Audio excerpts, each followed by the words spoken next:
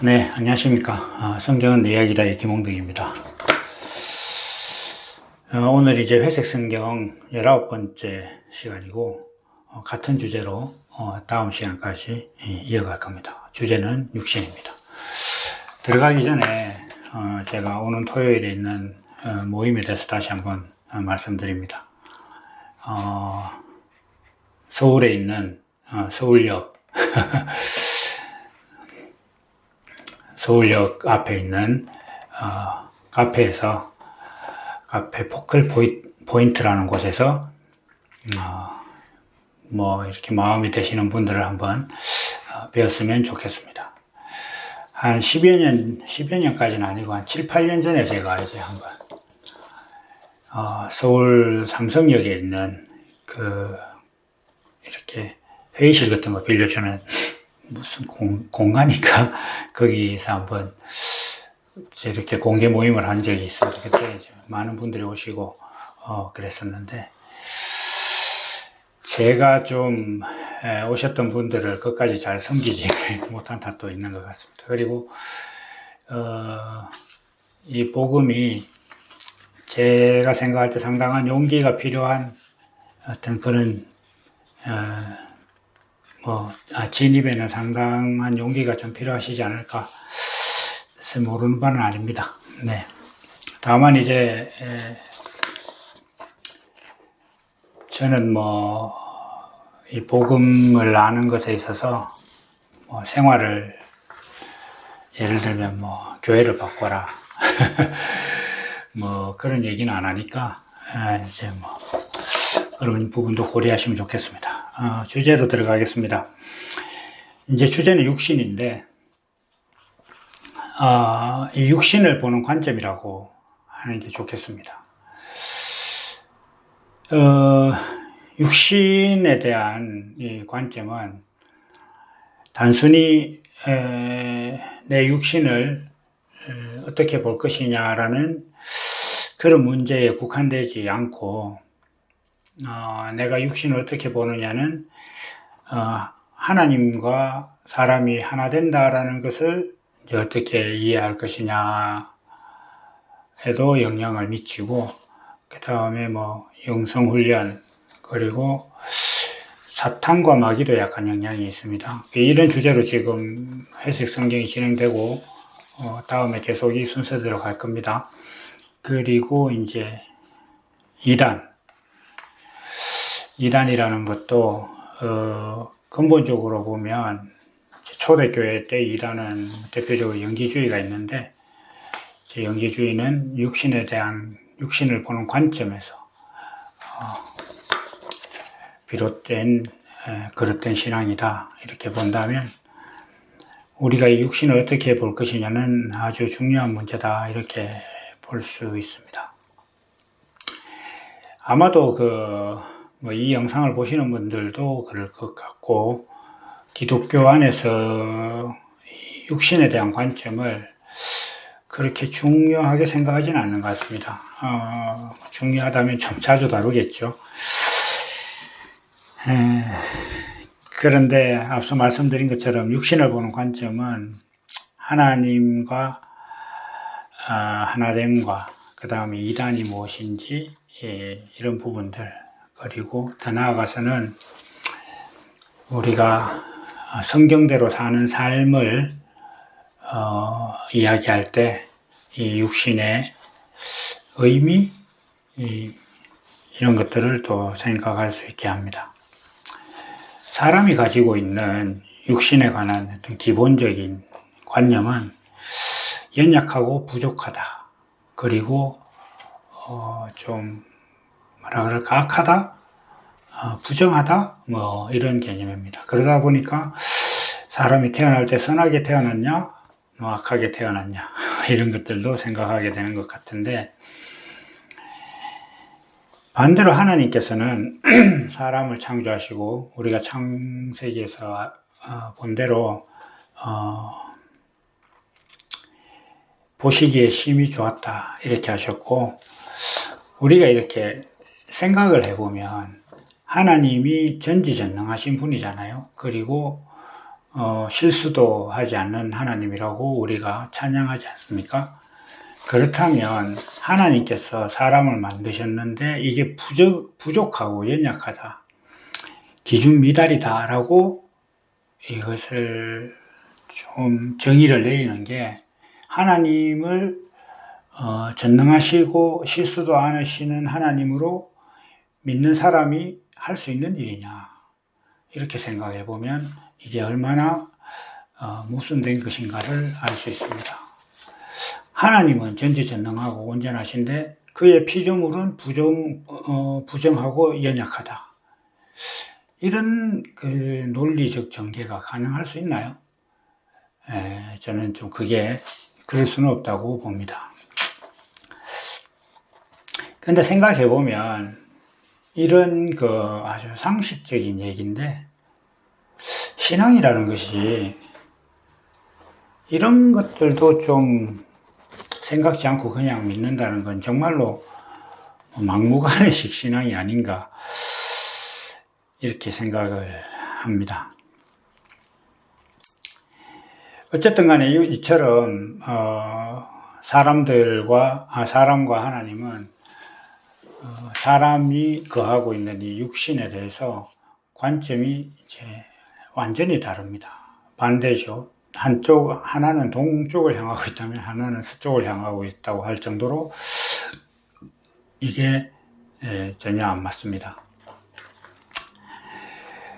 그래서 이러한 차이는 사람들도 느낍니다. 그래서 하나님 앞에 내가 부정하기 때문에 이 간격이나 괴리를 어떻게 메우고 상쇄시킬 것인가에 대해서 사람들은 이제 관심을 가지고 있는 거죠. 그런데 이런 시도 자체는 출발부터 부정합니다. 왜냐하면 하나님과 내가 다르게 보고 있다 라는 그 출발 자체는 이미 하나님께서 원하시는 설정이 아니에요.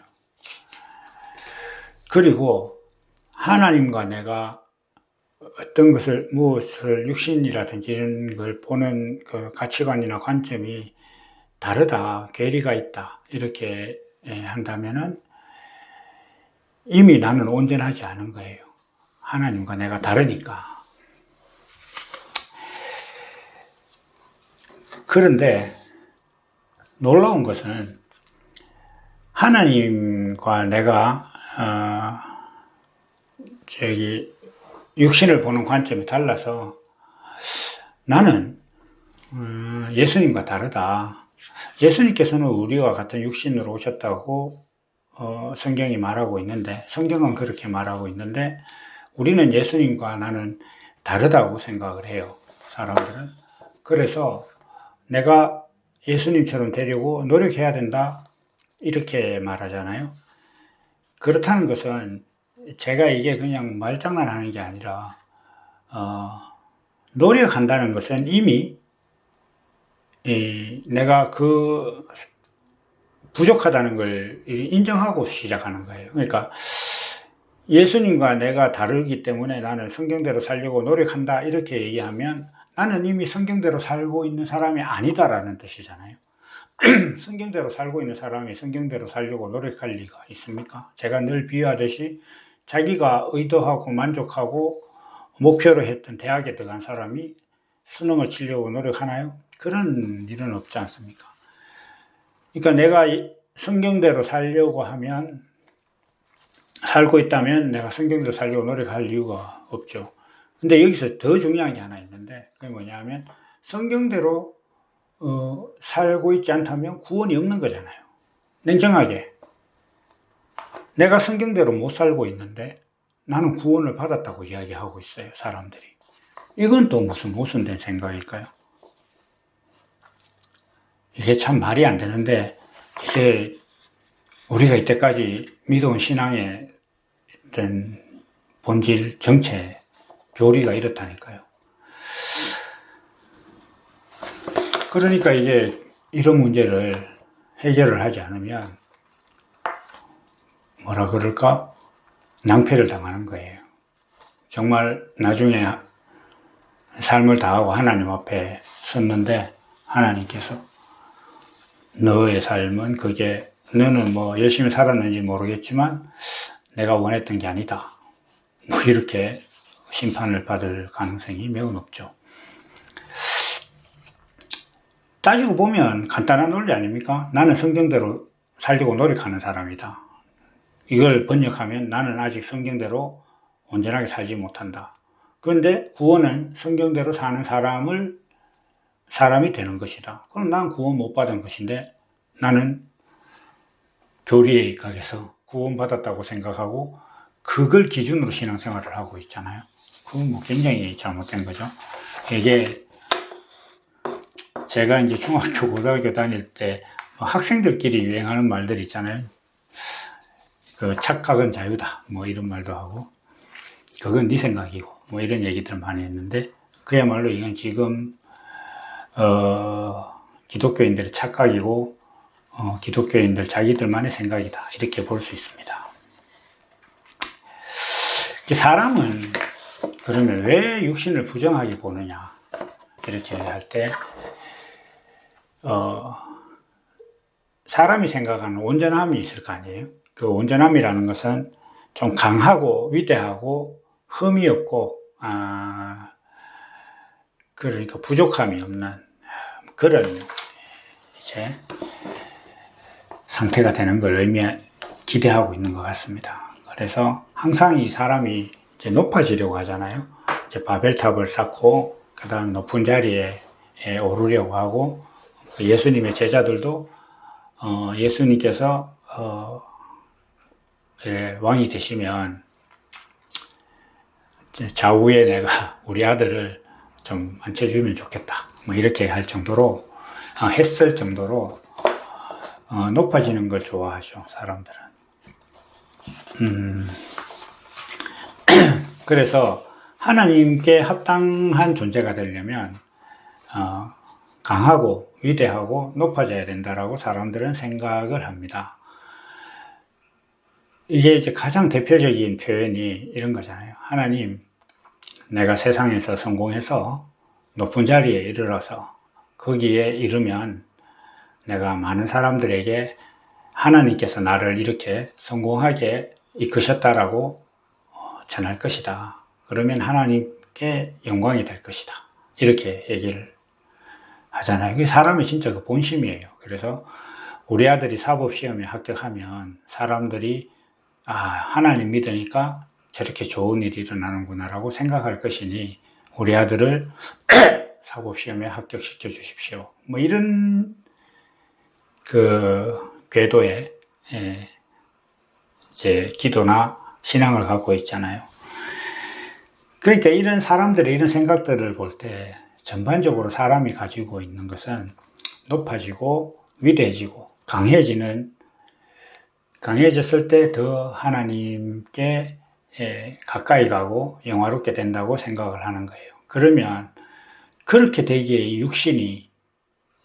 그렇게 되는데 육신은 얼마나 유용한 존재인가 생각해 보면 이게 부족한 게 그냥 드러나잖아요.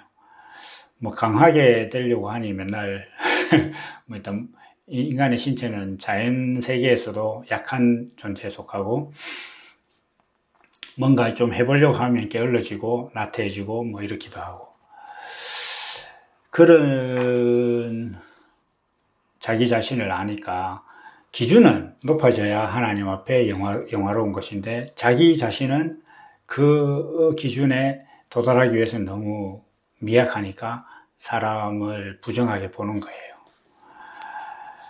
그런데 그러면 하나님은 어떠냐 이렇게 했을 때 그러면 지금 제가 앞서 설명한 이 상황을 하나님께서는 예측도 못하고 모르시느냐? 당연히 아셨겠죠. 그런데도 사람을 이렇게 연약하게 만드셨다면은 이게 하나님의 어떤 다른 뜻이 있다라는 것을 이제 유추하고 그쪽으로 생각이 미쳐야 되는 겁니다. 이게 지혜예요, 지혜. 이게 조금 이제 다른 색깔의 얘기를 하면 우리가 사회적으로도 이렇게 보면은 어떤 사람이 막 이슈가 되면은 부정적인 이슈가 막 일어나면 평소에 그 사람이 어떻게 살았는지는 고려하지 않는 것 같아요.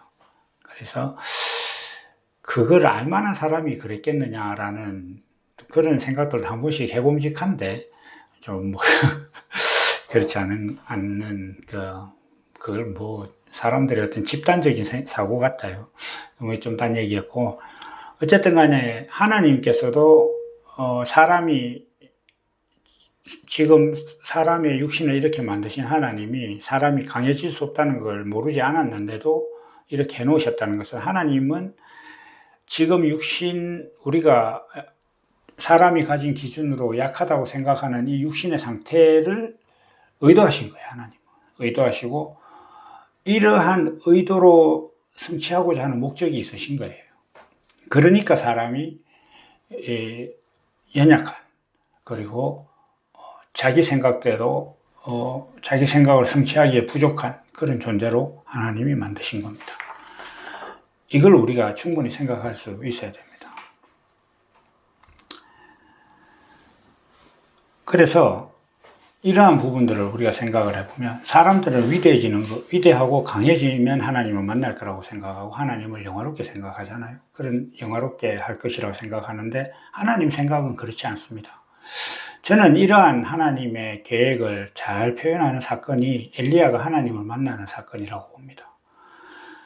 엘리야가 크게 실망을 하고 하나님을 한번 만나겠다 이렇게 하니까, 하나님이 그럼 좋다, 만나자 이렇게 했는데, 모세의 때에는 하나님께서 나를 보면 죽을 것이다 이렇게 이제 말씀을 하시고, 모세에게 등을 보여주셨다 뭐 이런 것도 있는데,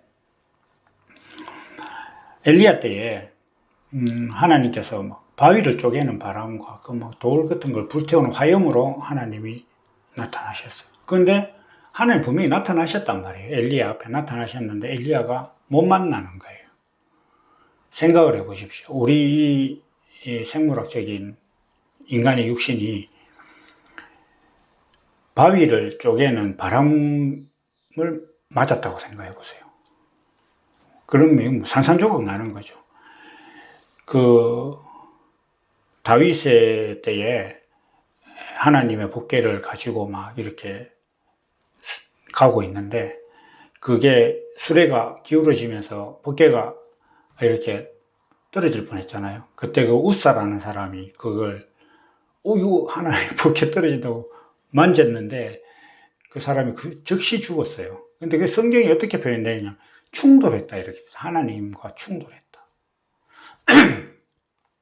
적사하는 거예요. 우리는 그런 하나님을 만날 수 없습니다. 그러니까 사람이 생각하는 하나님은 만날 수 없어요. 그러니까 강하고 위대해졌을 때 하나님을 만날 수 있을 것이라고 생각하는 그 방식으로 하나님을 사람이 만날 수 없습니다. 바벨탑도 마찬가지잖아요. 우리가 하늘에 쌓고 쌓으면 하나님을 만날 것이다 이렇게 했는데 못 만났잖아요.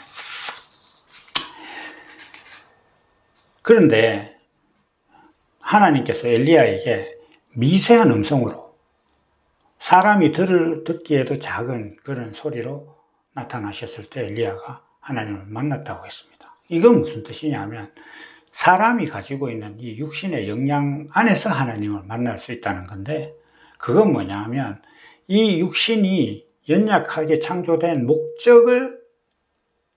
목적 안에서, 그 목적으로 우리가 살아갈 때 하나님을 만날 수 있다는 것이, 그걸 벗어나서 높아지고 위대해지려고 하는 그 생각 안에서 하나님은 사람이 만날 수 없다 이런 뜻입니다.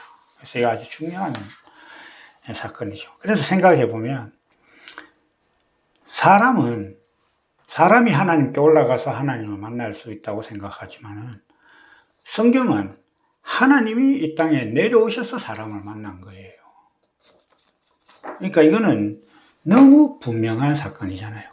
사람은 바벨탑도 쌓고 위대해지고 이렇게 해서 하나님을 만나려고 하는데, 성경 속에서 하나님은 사람을 만나기 위해서는 내려오신 거예요. 하나님이 내려오셔야 만나지, 사람이 올라가서 하나님을 만날 수는 없는 겁니다. 그래서 이러한 모든 것들을 종합해서 볼 때, 사람이라는 존재는 위대해지고 높아지는 것을 목적으로 만들어진 존재가 아니에요. 고로 육신도 그걸 위해서 창조된 게 아닙니다. 그러므로 사람이 가지고 있는 육신에 대한 관점, 높아지고 강해지려고 하는 것에 비추어 보니 내 자신이 너무 연약하고 부족하고 부정하다라고 생각하는 그 사람의 가치관은 하나님 앞에서 볼 때 그릇된 생각인 거죠. 그렇게는 하나님을 만날 수도 없고, 한마디로 사람이 육신을 보는 관점은 틀렸다, 이렇게 정의를 할 수 있을 겁니다. 그 사람이 가지고 있는 기준, 하나님을 만나고 사람이 육신이 온전하고 좀 부정하지 않고 정한 존재가 되려면 이러이러해야 된다라는 기준이 있는데, 이것도 사실 되게 불명확하거든요. 그래서 이것을 사람의 기준이라고 보면, 이 기준대로 사람이 뭔가를 판단하고 육신을 판단하는 것은 선악과를 먹은 습성 때문이에요. 그런데 이 기준은 앞서 말씀드린 것처럼 틀린 거고, 그 기준 때문에 우리가 육신을 잘못 보고 있는 겁니다. 하나님의 기준은 이렇습니다. 하나님은 사람을 통해서 표현하시고자 한 성품이 있었어요. 낮아지고 겸손하고 서로 섬기고 사랑하는 이러한 성품을 하나님께서는 사람을 통해서 표현하시고자 했습니다. 이런 하나님의 성품을 표현하고자 만든 사람이고 육신이다 보니까, 예를 들면 내가 남을 섬기고 사랑하고 보듬고 이렇게 할 때 내가 강철이다, 로버트 태권보이다, 그러면 그게 가능할까요? 그게 안 되죠. 우리가 신앙적으로 좀 사람이 성숙하거나 내가 성경에 대해서 더 깨우침이 있다고 이제 생각이 들면 사람들 막 가르치려고 들거든요. 저도 막 하여튼 그런 것에서 벗어나는데 너무너무 힘들었고, 지금도 완전히 그걸 벗어나는지는 잘 모르겠는데, 하여간 이게 이제 그리스도에 대해서, 이 존귀한 그리스도를 너무 귀해서 까보니까 낮아지고 섬기는 거더라는 놀라운 비밀이 여기 있긴 한데요. 어쨌든 간에 하나님께서는 사람이란 육신을 통해서 섬기고 낮아지고 겸손하고 사랑하는 것, 이런 하나님의 성품, 강하고 위대해지는 것도 하나님의 성품이지만, 바위를 쪼개는 바람으로 나타나시고 바다를 가르고 죽은 자를 살리고 우주 만물을 창조하시는 그런 전지전능하고 놀라운 능력도 하나님의 성품이고 정체성인 반면에, 사랑하고 섬기고 겸손하고 낮아지는 이런 마음도 하나님의 성품인 거예요. 그래서 이걸 표현하는 존재로 하나님께서 사람을 만드셨는데, 이 사람이 막 하늘을 날아다니고 자기 생각대로 무엇이든지 할 수 있는 존재고 막 이렇게 되면 이게 가능하겠습니까? 이게 안 되죠. 내가 남을 섬기려고 하면 그 사람과 내가 서로 안 되는 게 있어야 돼. 그래야 내가 섬기지. 두 사람 중에 한 사람이 말로만 모든 걸 다 해결할 수 있다, 그러면 그 사람 섬길 필요가 없는 거예요. 내가 왜 그 사람을 그거 합니까? 그런 목적을 하나님께서 사람을 만드셨기 때문에, 육신은 사람이 가지고 있는 기준으로 볼 때 너무 연약한 육신은 하나님이 사람을 창조하신 목적과 기준으로 볼 때 너무 합당하고 좋은 거예요. 너무 합당하고 좋은 거예요. 그래서 이 하나님의 목적과 하나님의 의도와 하나님께서 사람을 창조하신 목적, 그리고 하나님께서 사람을 통해서 표현하시고자 하는 하나님의 성품에 대한 이해가 없으면 육신에 대해서 전혀 하나님과 일치하지 않는 관점을 가지게 되는 겁니다. 우리가 이 육신은 또 시간이 지나면 늙어가고 그 다음에 연약해지잖아요. 저도 뭐 카레이스나 이런 사람들하고 비교할 정도는 안 되지만은, 그냥 일반 생활인들 중에서는 운전을 꽤 잘한다고 생각했고, 실제로 주변 사람들도 저에게 그런 얘기들을 많이 했었습니다. 그런데 저는 뭐 과속을 하고 이런 게 아니라, 이제 제 후배가 좀 홍대기형 차에 타고 있으면 여자들이 화장을 할 수 있다, 뭐 이렇게도 표현을 했었는데, 그런데 제가 한 40대 후반 이렇게 되면서부터 제 스스로가 운전에 대한 집중력이 떨어지고 있다는 걸 스스로 알겠더라고요. 지금 옛날만큼 운전을 못한다. 그래서 요즘은 이제 조심조심 운전을 이렇게 하고 있는데, 사람은 이렇게 늙어갑니다. 그리고 연약해져 가죠.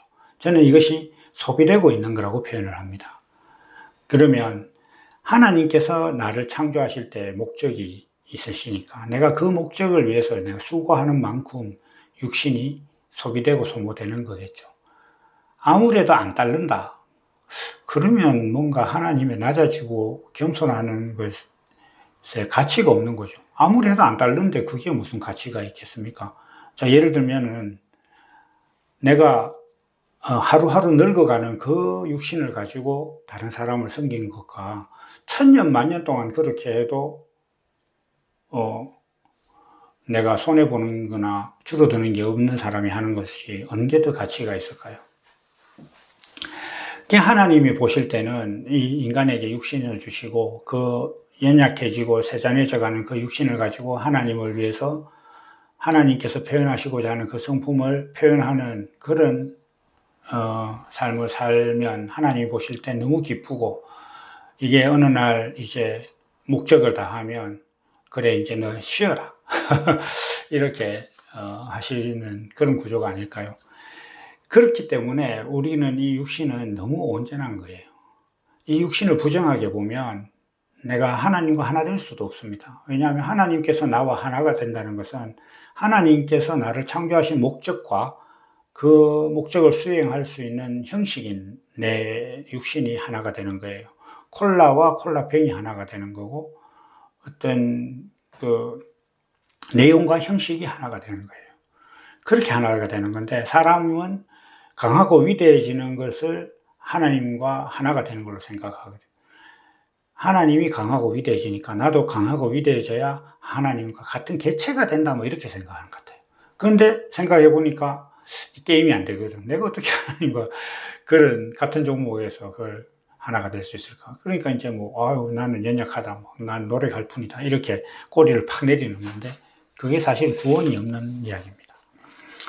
그래서 내 안에 있는 이 하나님의 성품을 표현하는 그 역량이라고 할까? 인간의 육신이 창조된 목적을 잘 보여주신 게 그 향유옥합 사건이거든요. 옥합은 흙으로 만들어졌기 때문에 그게 사람의 몸뚱아리라고 생각하면 됩니다. 육신이라고. 그 안에 이제 향유가 들어있었는데 그게 깨어지니까 그 향기가 넘쳐났잖아요. 예수님께서 그걸 보고 복음이 전해지는 곳마다 이 여인의 일이 전해질 것이다, 이렇게 했는데, 그건 무슨 말이냐면 복음이 전해진다는 것 자체는 어떤 사람이 향유옥합처럼 흙으로 만들어진 질그릇과 같은 사람의 육신이 소비되어야 복음이 전해진다, 이런 뜻입니다. 그 육신의 수고와 그것을 소비하는 가장 중요한 시간이라든지, 그 다음에 또 경제력이라든지, 또 육신의 수고 같은 것들이 수반되지 않고 복음이 전해질 수 없다, 그런 뜻입니다. 그래서 복음이 전해졌다면 향유옥합 사건이 있는 거예요. 자기 육신 안에 자기 육신을 깨트리고, 자기 육신을, 제가 글을 쓸 때 육신을 내어준다 이렇게 많이 쓰잖아요. 내어준다는 것은 내가 그 수고를 하고 내가 육신이라는 유한한 자원을 그것을 위해서 사용하잖아요. 그게 내어주는 거단 말이에요. 그렇게 했을 때 그 안에 있는 향기가 이렇게 전해지는 거고, 예수님께서도 십자가에서 찔리시니까 그 안에서 물과 피가 나왔다, 이렇게 했는데 생명과 말씀이 나왔다. 그게 향유잖아요. 이렇게 되는 겁니다. 그래서 우리의 육신은 그렇게 깨어지고 찔리고 낮아지고 겸손해졌을 때 하나님의 성품이 드러나는 것을 목적으로 하기 때문에 연약하고 약하고 그 다음에 강해지는 기준으로 볼 때 너무 부정하고 부족한 이 육신이 하나님이 보실 때는 정말 온전한 존재다 라는 것을 우리가 바로 인식을 해야 이 성경이 말하는 복음을 제대로 수용할 수가 있습니다. 그래서 육신을 보는 관점이 하나님과 같아지지 않으면 성경의 어떤 것도 자기 말씀이 될 수 없어요. 그래서 이것을 말씀드리고 이제 다음 시간에 우리가 성경대로 사는 삶을 바란다면 육신을 보는 관점을 교정하자. 뭐 이런 주제로 또 이 육신에 관한 이야기를 조금 더 이어가도록 하겠습니다. 오늘은 조금 길었는데 제 오늘 이야기는 여기까지 하고 다음 시간에 또 만나도록 하겠습니다. 감사합니다.